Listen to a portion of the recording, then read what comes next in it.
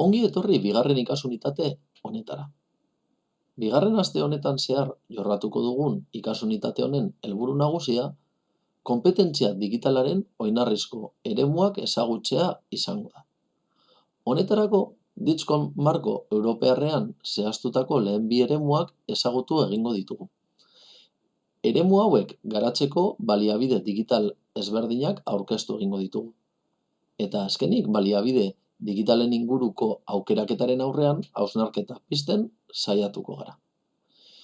Ikastaroaren egiturari jarraituz, aurreko ikasunitatean egin bezala, 3 ataletan bananduko dugu ikasunitatea bera. Ezagutu, sakondu eta jardun ataletan. Lehen atalari dagokionez, ezagutu atalari Ditxkon marko europearreko lehen bi eremuak, hau da, informazio eta informazio alfabetatzea eta komunikazio eta kolaborazioa ezagutuko ditugu, eta baita hauen azpikonpetentziak aztertu ere. Azkenik, bi eremu hauetako azpikonpetentziak lantzeko baliabide digital ezberdinak aurkeztu egingo ditugu. Sakondu atalari dagokionez, ikasleekin konpetentzia digitala euskaraz garatzeko 3 erakundek sortutako material digitala aztertuko dugu. Alde batetik, ikasleekin konpetentzia digitala garatzeko Lanbide Hezkuntzako Teknika Ikerketa Zentruak sortutako etasi edo etekin handiko zikloak izeneko biltegia aztertzera animatuko zaituztegu. Bestalde, ingurune digitalean ere euskaraz aritzea sustatzen duen Azkue Fundazioaren baliabide praktikoetara hurbildu egingo gara.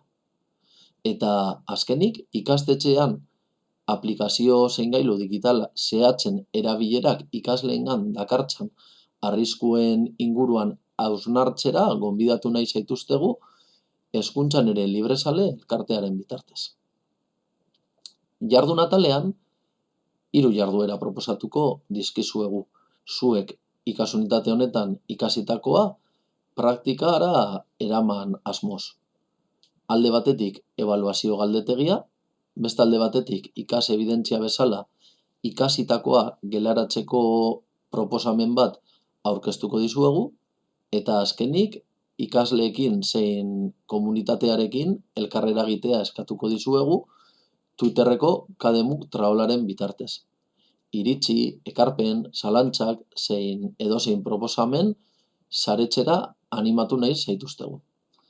Bigarren unitate hau azaroaren 18tik 25era eramango dugu aurrera, eta aurrekoan bezala 5 ordu inguruko denbora dedikazioa eskatuko digu. Aurrekoan komentatu bezala, denbora estimazio hau estimazio bat da, eta norberak dituen behar zein gogoen arabera gehiago murgiltzeko aukera izan dezake.